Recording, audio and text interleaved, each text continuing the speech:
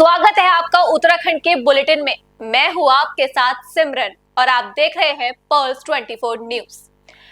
पहली खबर की तरफ चलेंगे। खबर रिखड़ी खाल से है, जहां गडायू पुल से दियोट तक प्रांतीय खंड लोक निर्माण विभाग लैंसडाउन के अधीन सड़क डामरीकरण का कार्य किया जा रहा है। इस सड़क का सालों बाद डामरीकरण हो रहा है और इसकी हालत बहुत ही खराब थी, लेकिन अभी भी डामरीकरण में घटिया काम किया जा रहा है।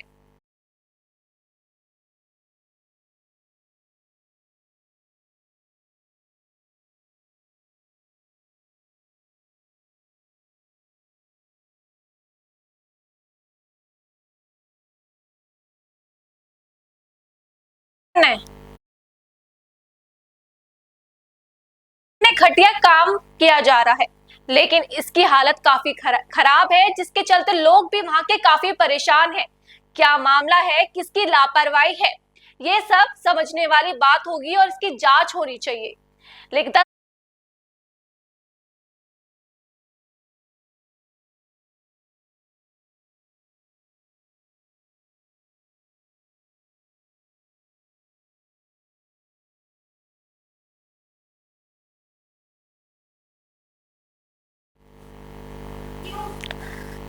अगली खबर हरिद्वार से है, जहां डीएम के आदेशों को ताक पर रखकर बहादुराबाद बेगमपुर अंग्रेजी शराब ठेके के कर्मचारियों द्वारा ग्राहकों को ओवर रेटिंग पर शराब बेची जा रही है और लेने वाले ग्राहक परेशान है।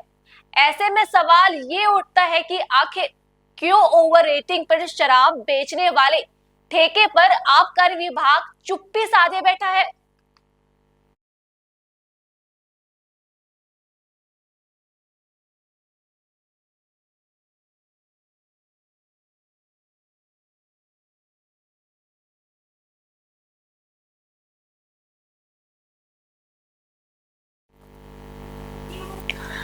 अगली खबर देहरादून से है, जहां राजभवन देहरादून में बसंत उत्सव आयोजित किया जा रहा है।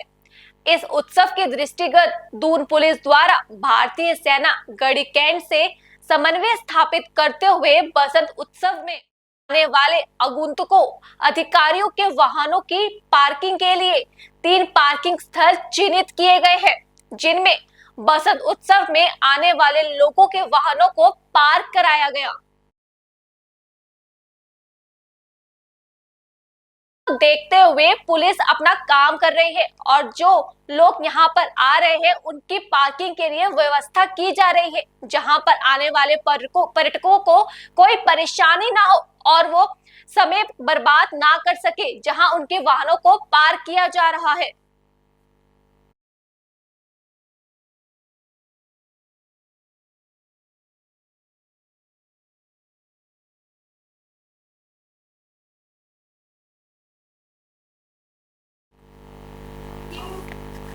अगली खबर देहरादून से है, जहां वरिष्ठ पुलिस अधीक्षक देहरादून द्वारा पुलिस कार्यालय देहरादून में समस्त राजपत्रित अधिकारियों के साथ बैठक की गई। बैठक के दौरान वर्तमान में पुलिस मुख्यालय स्तर से चलाए जा रहे विभिन्न अभियानों की समीक्षा की गई तथा आगामी पर्वों के दौरान पुलिस व्यवस्था पर भी चर्चा की गई।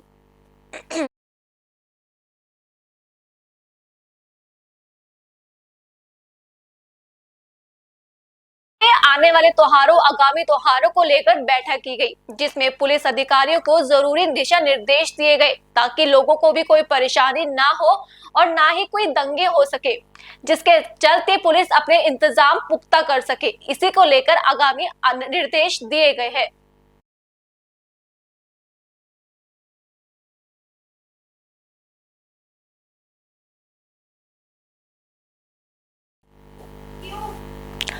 अगली खबर देहरादून से है, जहां अंतर्राष्ट्रीय महिला दिवस के अवसर पर पुलिस की मातृ शक्ति और बहनों द्वारा मुख्यमंत्री पुष्कर सिंह धामी का स्वागत सम्मान किया गया।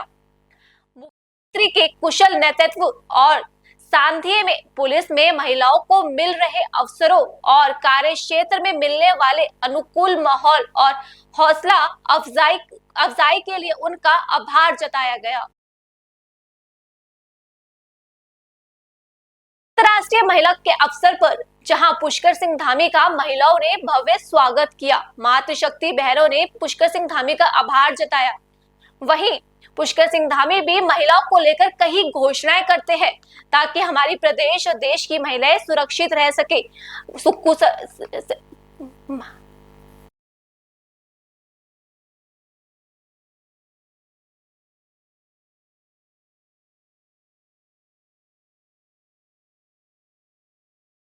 पुलिस में महिलाओं को मिल रहे अवसरों उनके लिए महिलाओं ने सीएम पुष्कर सिंह धामी का आभार व्यक्त किया।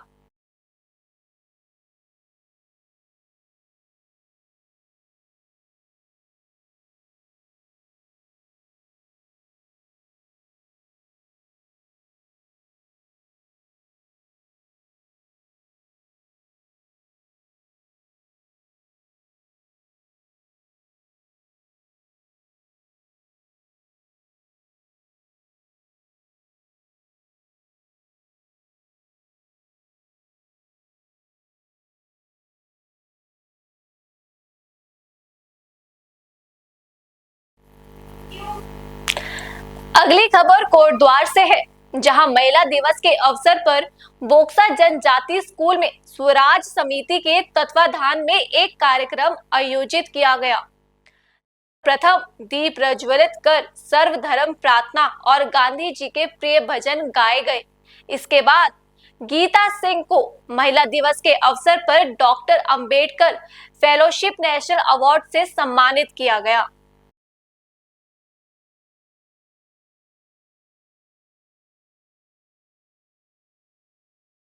समिति के तत्वाधान में एक कार्यक्रम का आयोजन किया गया, जहां पर पहले महात्मा गांधी जी के प्रिय भजन गाए गए।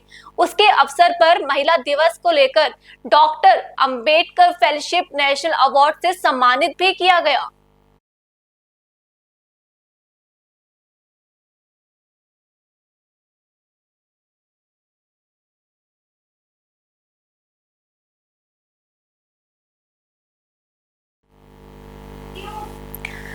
अगली खबर देहरादून से है, जहां भारत को चैंपियंस ट्रॉफी 2025 में मिली जीत पर घंटा घर पर क्रिकेट फैंस इकट्ठा हुए और जश्न मनाया।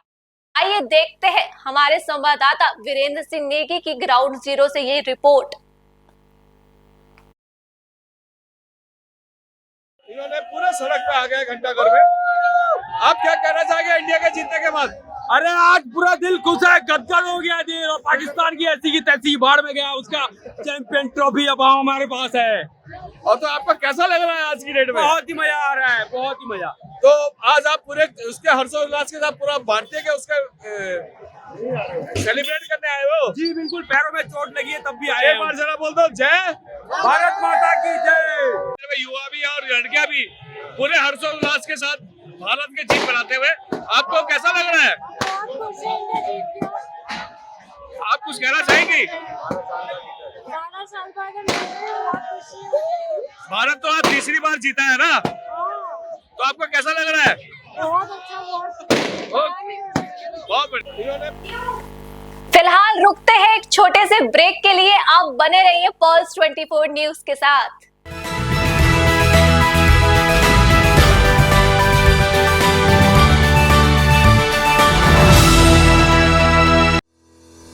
रोजगार डेवलपर्स, अ यूनिट ऑफ रोजगार डेवलपर्स एंड प्राइवेट लिमिटेड। घर वहीं जहां हो आपका भरोसा। पिछले 15 सालों से आपके सपनों का घर हमारी प्रतिबद्धता। रोजगार डेवलपर्स का पता है शिमला बाईपास रोड, गणेशपुर, देहरादून। रोजगार डेवलपर्स से संपर्क करने के लिए अभी डायल कीजिए 9897054026 पर या 8433207910 पर।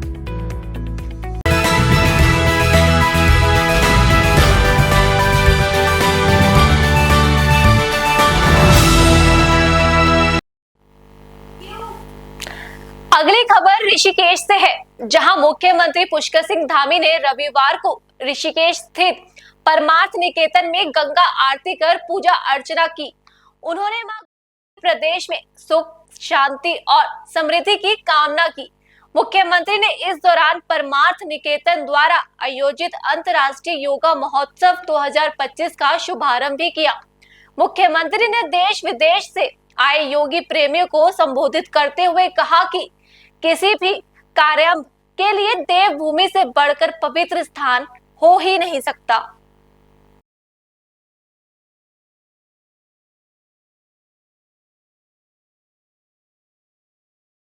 पुष्कर सिंह धामी रविवार को ऋषिकेश के दौरे पर रहे, जहां उन्होंने गंगा आरती की और कई कार्यक्रमों में भाग लिया। पुष्कर सिंह धामी ने योगी प्रेमियों से भी मुलाकात की और उनको संबोधित भी किया।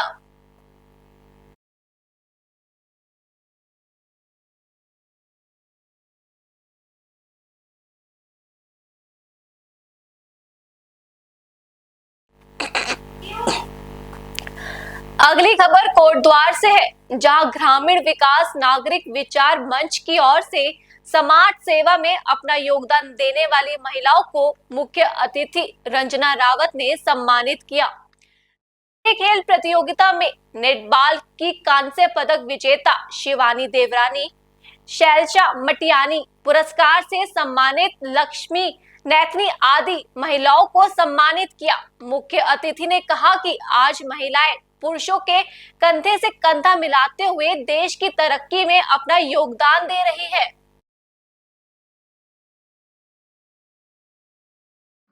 ज्ञान की गंगा बैठी हुई है।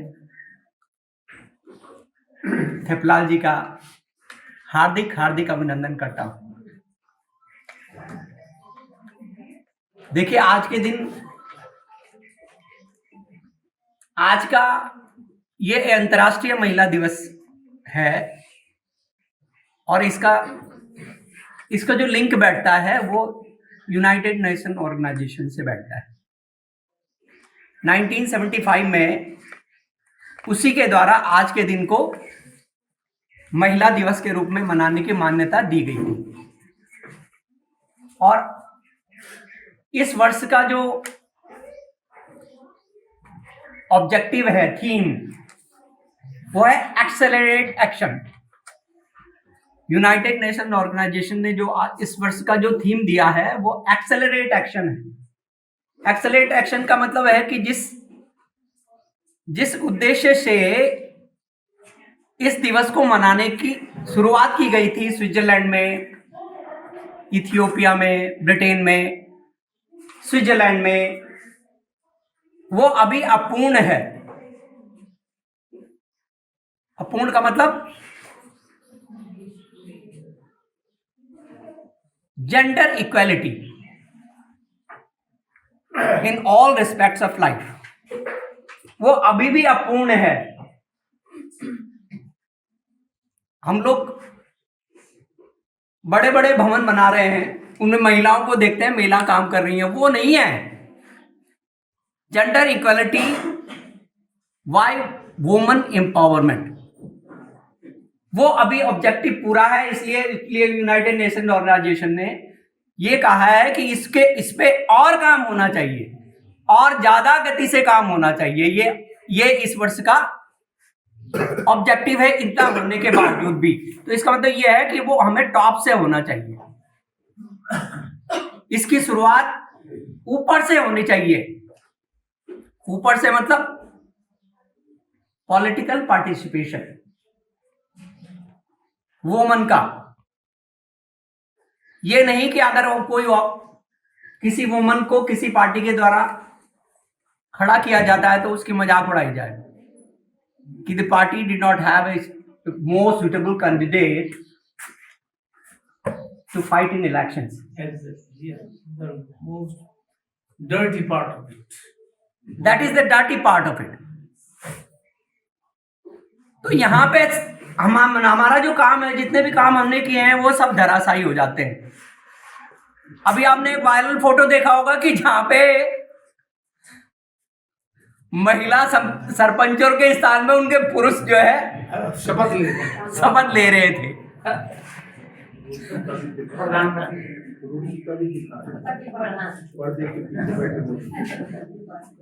हमारे सम्मानीय मुख्यमंत्री बिहार के,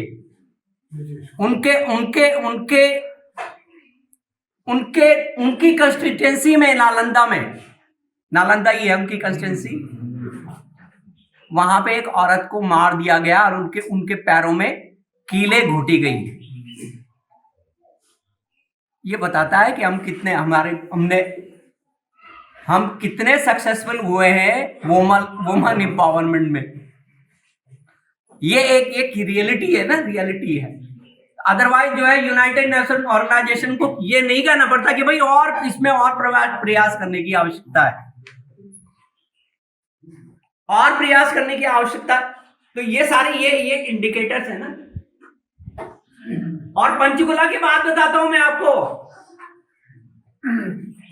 कि majority of the applications for liquor licence for women. Liquor licence के लिए पुरुषों की संख्या से औरतें ज्यादा हैं। हम सबकी परिचित श्रीमती रंजना रावत जी, संरक्षक आदरणीय कोठारी जी, आदरणीय लखेड़ा जी, उत्तराखंड क्रांति दल के अध्यक्ष, हम सबके चिर परिचित डॉक्टर शक्तिशैल कपरवाण जी, यहाँ पर मौजूद सभी महानुभाव, आज हम यहाँ पर अंतर्राष्ट्रीय महिला दिवस के अवसर पर एकत्र हैं, और इसलिए हैं कि पूरी दुनिया में सदियों से जो समाज में डिस्क्रिमिनेशन होता रहा है महिलाओं के साथ, उसमें उत्तरोत्तर सुधार तो हुआ है, लेकिन अभी कमी है। और उसके लिए हर स्तर पर, समाज के स्तर पर, राजनीति के स्तर पर खूब जद्दोजहद भी होती है। कई वर्कशॉप लगती हैं, कई सेमिनार होते हैं, कई सिंपोजियम होते हैं, और उसका फर्क भी पड़ता है, और समाज में वो परिवर्तन हुआ है, वो परिवर्तन आया है। का होना गुणगान चाहिए, इस अवसर पर प्रत्येक महिला का होना सम्मान चाहिए, सम्मान चाहिए।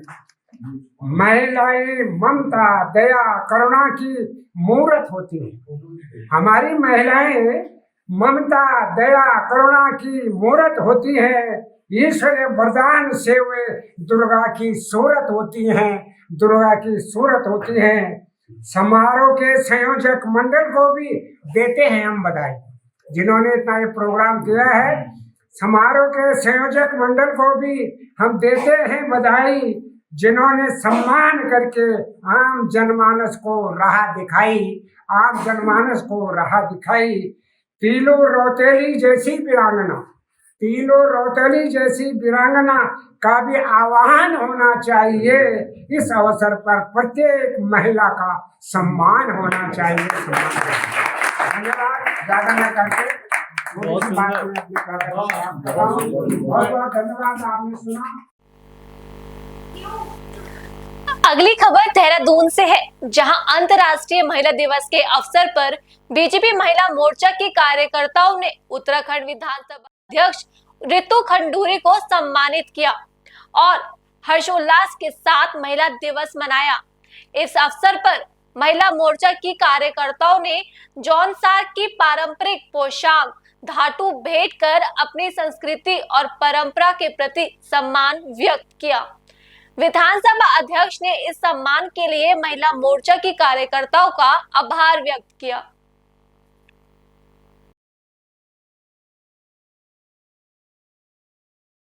रितु खंडूरी को महिला अंतर्राष्ट्रीय दिवस पर सम्मानित किया गया। इसके लिए उनको कई उपहार भी दिए गए, धातु भेंट किया गया, तो वहीं जौनसार की संस्कृति को बढ़ावा दिया गया। विधानसभा अध्यक्ष ने इस सम्मान के लिए महिला मोर्चा का सम्मान भी किया और उन्हें आभार व्यक्त भी किया।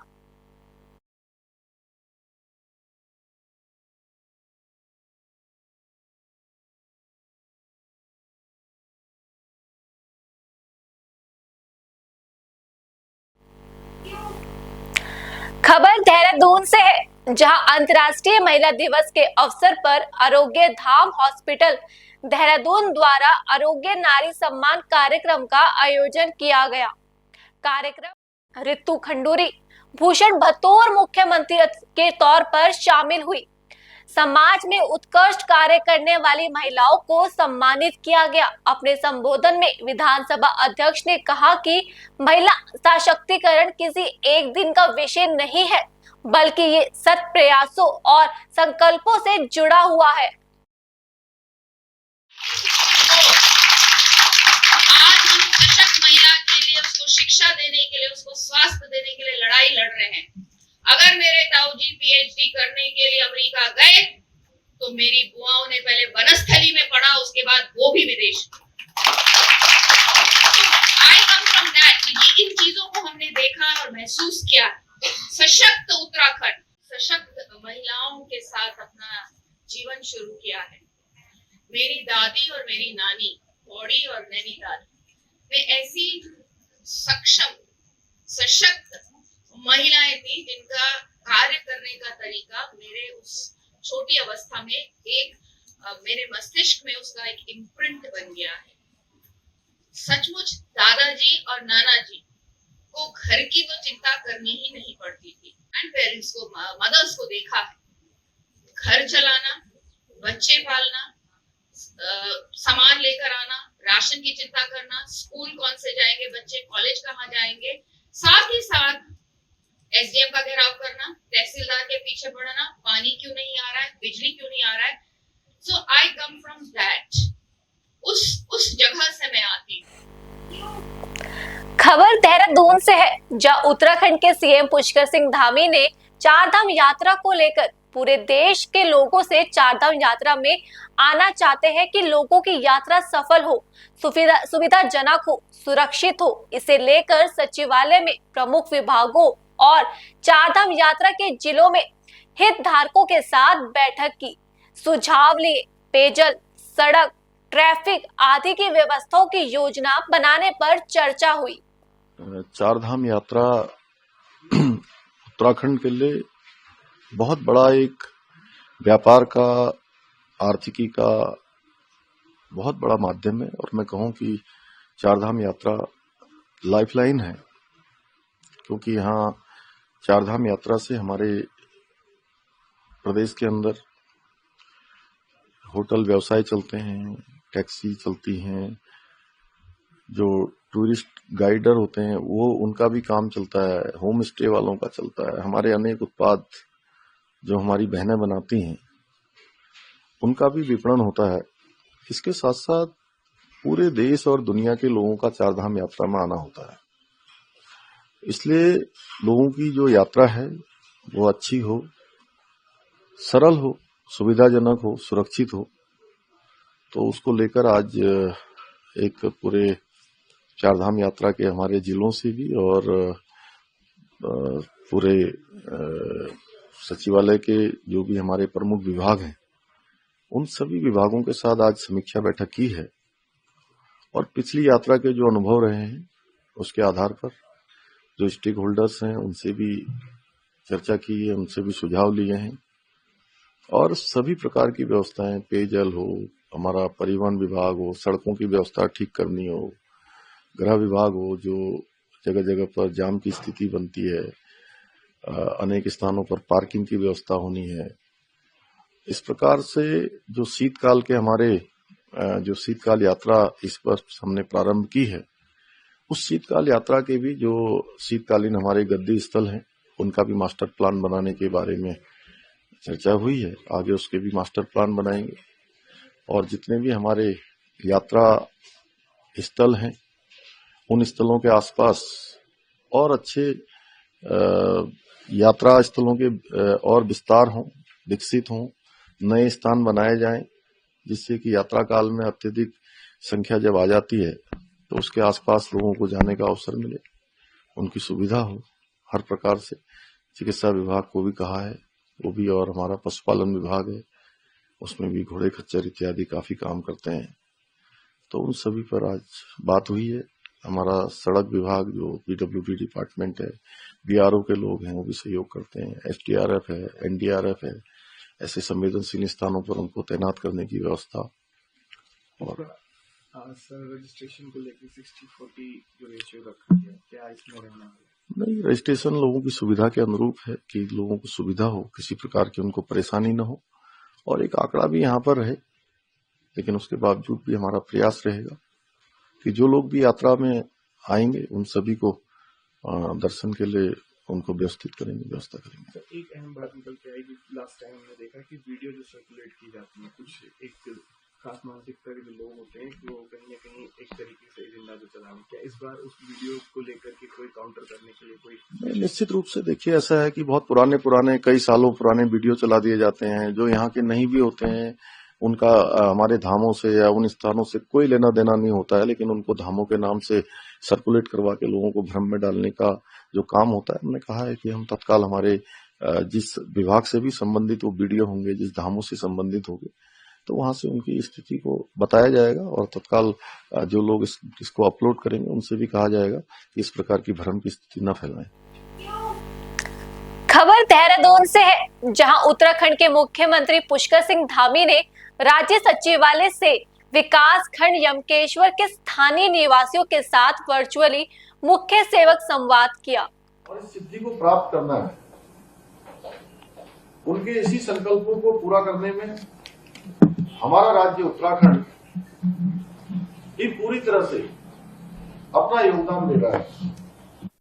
आज केंद्र व राज्य सरकार ने अनेक जन कल्याणकारी योजनाएं बनाई हैं, कई नीतियां बनाई हैं, जिसके कारण से राज्य के अंदर निवेश आए, उद्योग लगे, उसके साथ साथ रोजगार का सृजन हो, हमारे नौजवान युवाओं को रोजगार मिले, उनको उनकी आर्थिकी अच्छी हो, उनका हमारे व्यापारियों का व्यापार चले, साथ साथ राज्य की हर दृष्टि से प्रगति हो, जनता तक योजनाएं पहुंचे तथा सरकारी अधिकारी और कर्मचारी सरकार की मंशा के अनुरूप सेवा व सुशासन करें।